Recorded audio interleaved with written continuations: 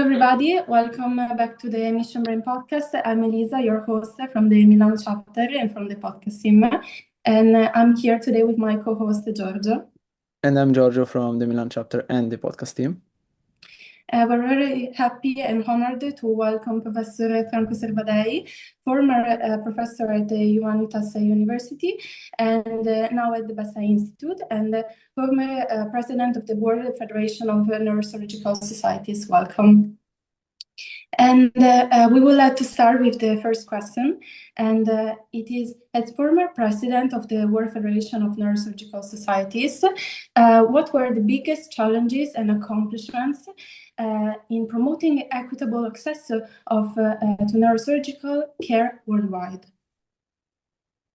Hello to everyone. I'm happy to be here with you, and I collaborate with Mission Brain since I would say almost 5 years.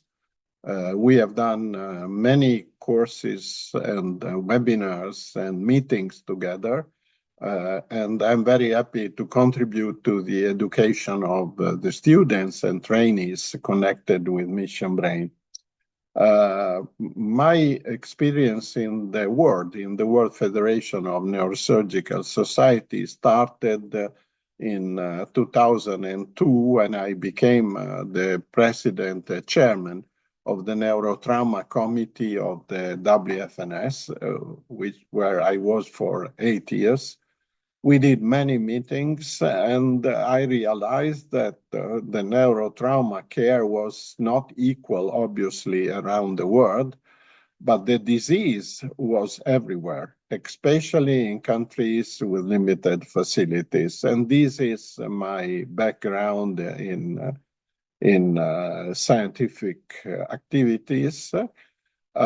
Then in 2015, I was elected in Rome as the first Italian president of the WFNS, and more important for you, the first president of the WFNS coming from neurotrauma section. All the other presidents were coming from complicated sections like skull base, vascular, endoscopic. I was the first one to come from a section which was considered to be, let's say, marginal. And the other issue is that I have been traveling a lot, even before becoming the WFNS president. But when you are the president of the WFNS, you don't decide anymore where to go. You go where is needed. And obviously, the need is more where resources are limited. So I have started to travel in Southeast Asia and Africa, Sub-Saharan Africa, which are the countries with more needs. And the countries with poorer resources. And traveling, I realized that there was an issue. Those who need help do not publish.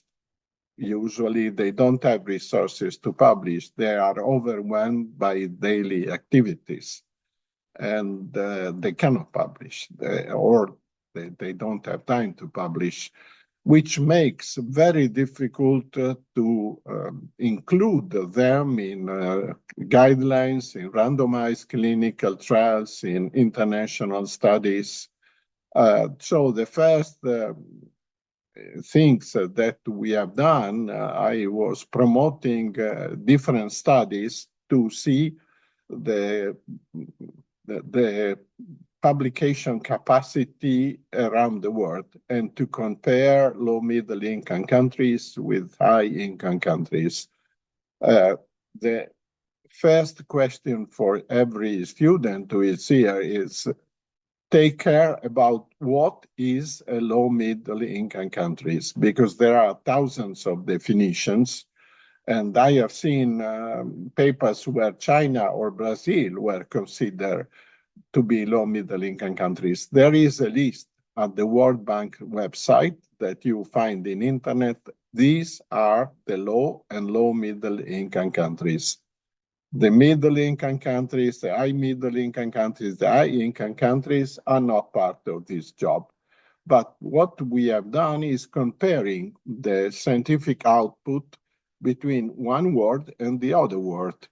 And we saw that this word is publishing less than 7% of all publication.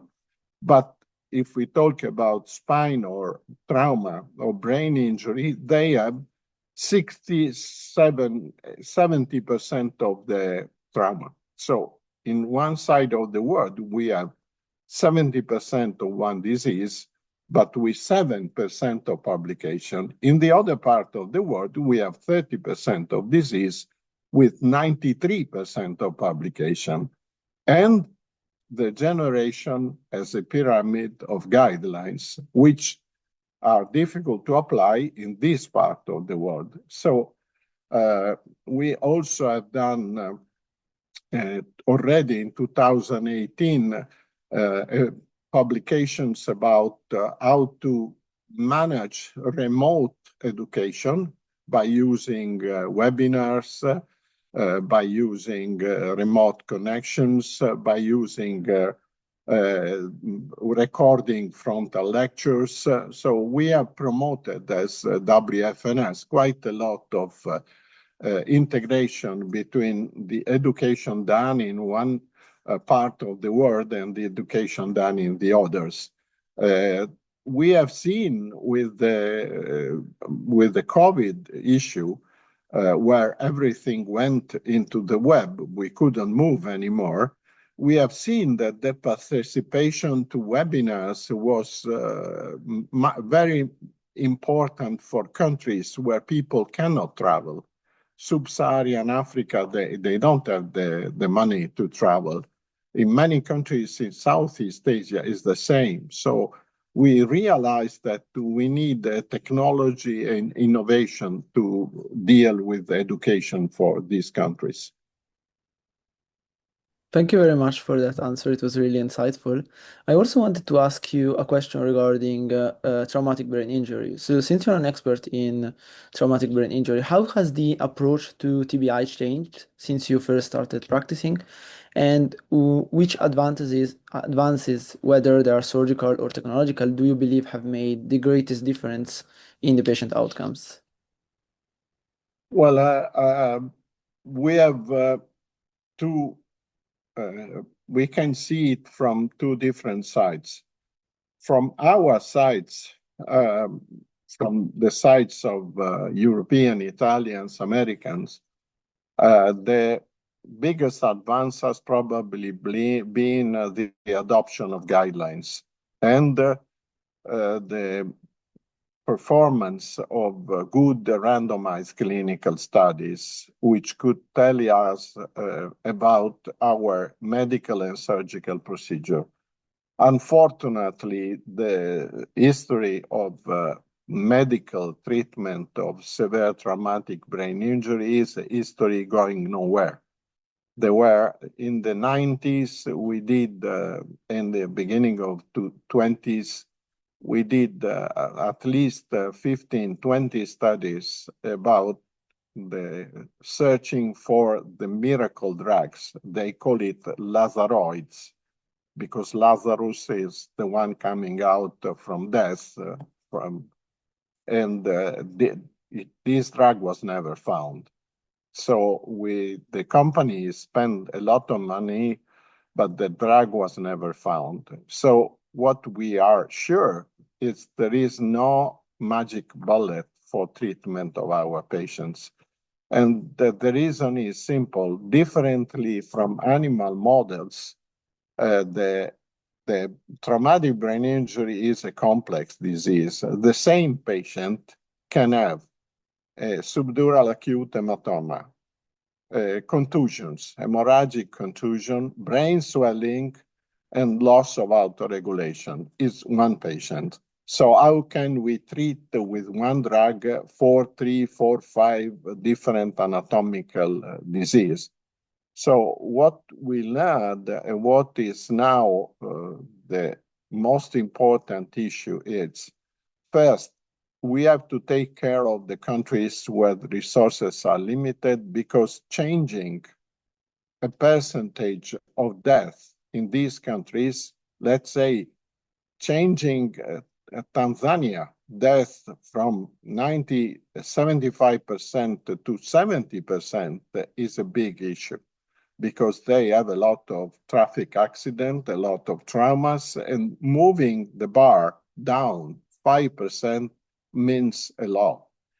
Changing the outcomes in Europe of 1 or 2% means quite a few patients. So it's not the same issue. The biggest news now in our area is the classification of brain injury. Until now, we have been doing the classic classification driven by Glasgow Coma Score, 13 to 15 mild, 9 to 12 moderate, 3 to 8 severe injuries. We have seen in the years that this is too simple. So we try to combine a CT classification with a clinical classification, but also this is not enough. Then we added what we call it modifiers. For instance, the age of the patient, the comorbidities, all these parameters which can influence outcomes. But also was not enough. Now the new issue is the biomarkers. Biomarkers are in the blood, and it's a sort of marker of brain severity after a trauma. So now what is the new classification is called 4 pillars, which means clinical with the Glasgow Coma Score, radiological with all the radiological classification, the Marshall, the Rotterdam, the Helsinki, whatever you wish. The third are the modifiers, age of the patient, comorbidities, other factors, demography, type of injury, and so on. And the fourth are the blood-brain biomarkers. The main issue for biomarkers is that they are difficult to determine, and we are not sure about the cutoff, whether it is dangerous or not. And you need, at the moment, you need the lab platform, but many countries, including Italy, there are companies, startup, junior startup, working on a bedside machine for determining biomarkers with very low cost. And these can be used also in countries with less facilities. Okay, thank you so much. That's an interesting perspective. Following to that, I would like to ask you, how can we adapt TBI treatment protocols to settings where CT scans, ICU beds, or neurosurgical teams are limited? And are there local strategies that have proven effective? How can we strike a balance between adaptation and standardized global recommendations? Well, this is a $1 million question, in the meaning that is the most important question that we have in not only in neurotrauma, in neurosurgery. Until now, the guidelines were made by high-income countries for them, for high-income countries. If you try to use the guidelines we have produced, because I was working with the Americans, and still I'm working now at the last edition of the guideline, you need to be in Europe or US or Australia or Japan or China or whatever. If you are in Uganda, you cannot simply apply the guidelines. And until now, the philosophy was on-off. These are the guidelines. You can apply. You do. You cannot. You don't. Finish. So many countries could not apply the guidelines.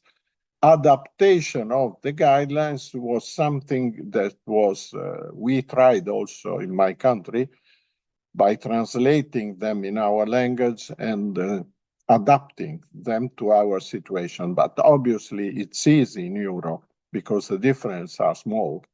But if you are, as I said, you in Cambodia or Uganda, the differences are big. So you cannot adapt the guidelines. So what many of us have suggested, not only me, many, after our extensive work on the global side of neurosurgery is, we call it stratification. So these are the guidelines evidence-based. But if you are in a different scenario, these are the priorities. I give you an example.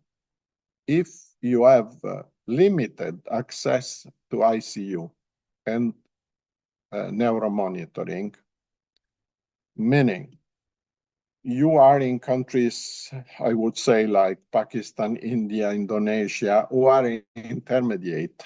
They have monitoring, they have ICU beds, but it's not enough. If in a year they have 200 severe head injuries, they cannot monitor only 50.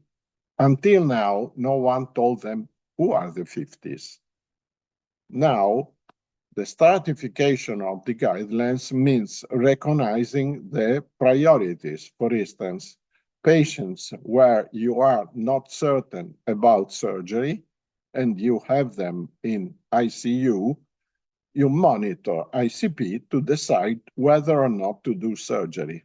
This is a typical example of a priority. A patient who has already been decompressed is not a priority. So you have different, the same is now true for spine injuries, traumatic spine injury. Another example, you have 24 hours, 7 days a week NMR, you do an NMR. You have limited access to NMR, you only do in patient with the central cord syndrome. You don't have access to NMR, you do a CT scan and you operate. These are the three stratification, and I believe this is the future of the guidelines. Thank you very much. That's really interesting. And I also wanted to ask you, what are the future directions or technologies that you find the most promising for advising neurotrauma care and also surgery in general? And regarding the previous point, how do you think we can ensure that their implementation is equitable and does not widen the current global disparities?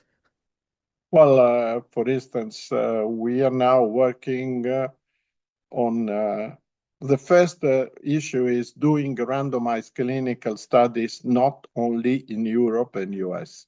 The last study that was coordinated by Cambridge, and I took part to it, the rescue subdural hematoma study, 40% of patients were recruited in low middle income countries. And the study is applicable to this country because it's done there.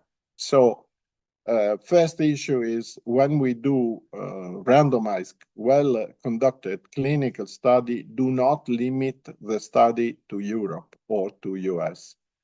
Second issue is having devices, low-cost devices that can work in these countries. I give you an example. The Doppler ultrasound is everywhere. And using the Doppler ultrasound, we can reach some ideas about ICP and perfusion. The echography of optic nerve is difficult to do, but if you learn to do it, the system is easy. It's low cost. The pupillometry doesn't cost anything, it's $10. And the pupillometer is able to recognize early intracranial pressure increase. So the other issue is infrared spectroscopy, which is now being studied in many parts of the world, which can lead you to transfer the patient for a CT scan when it's needed. Because one main principle now is there is no surgery and no treatment for brain injury without a CT scan. all over the world, wherever you are. So no more, I guess, I want to see what it is. Then after that, there are different ways of treating, but the CT scan is all over. Thank you. And finally, I would like to ask you the last question. Is there a case or a moment in your career that deeply marked you, one that reminded you why you chose this field? Well, I think there are two issues. Many years ago, when I don't even say that you were not born, your father were not born probably, I moved to UK from Italy to Edinburgh, where there was a professor called John Douglas Miller, who was from Scotland, and he worked in US, where he published, and I tell everyone to look at this paper, which is available.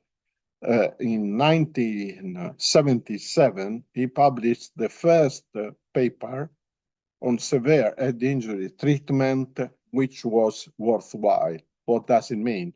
We had a lot of paper previously, but the mortality was so high that everyone thought, well, we don't do anything. We operate and finish because they all die. He showed that with proper management, proper monitoring, proper surgery, patients could have a good outcome. Then he moved from Richmond, where he published the paper in US, he became the professor in Edinburgh. And he was recruiting people because in Scotland, the big center was Glasgow, where Graham Tisdale was. And in Edinburgh, there was almost nothing, and they didn't want to go to Edinburgh. So only people from abroad could join him. And I was the first to move from Europe, because when I moved, it was 86, I think, or 85. Italy and UK entered simultaneously in the European scientific community. So I could move without doing a new examination and nothing. And I realized that treating trauma is demanding, is interesting, but also rewarding. I started to see people which was treated thoughtfully who could survive. So I was working in Bologna. When I came back after 1.5 years, my professor in Bologna told me, why do you want to take care of trauma? We always leave it to the one who is not able to operate, because trauma were considered to be the worst part of neurosurgery. And I told him, I have seen that we can monitor the patient, we can build up treatment, thoughtful treatment, and I started to work in this. And then simultaneously, another Italian called Nino Stocchetti, who was professor at the Policlinico in Milano until a year ago, from the intensive care side, went to the same conclusion by going to Richmond. So the two of us, myself coming back from Edinburgh and he coming back from Richmond, started a collaboration between intensivists and neurosurgeon in the field of trauma in Italy, which is still working very strongly. So this is the other key point was traveling. When I saw the public hospitals in small cities in India, and I saw the neurosurgeons operating on a trauma patient every night, 1, 2, 3, 4, 5, and then having few advice about what to do, because our world was completely out from this situation. And this was also a change in my mind to understand how we could help them. Okay, then thank you so much. That's the conclusion to our episode. And again, we'd like to thank you from the podcast team for joining. Thank you so much. Okay. Goodbye to everyone Thank in you. Mission Brain. Goodbye. Bye.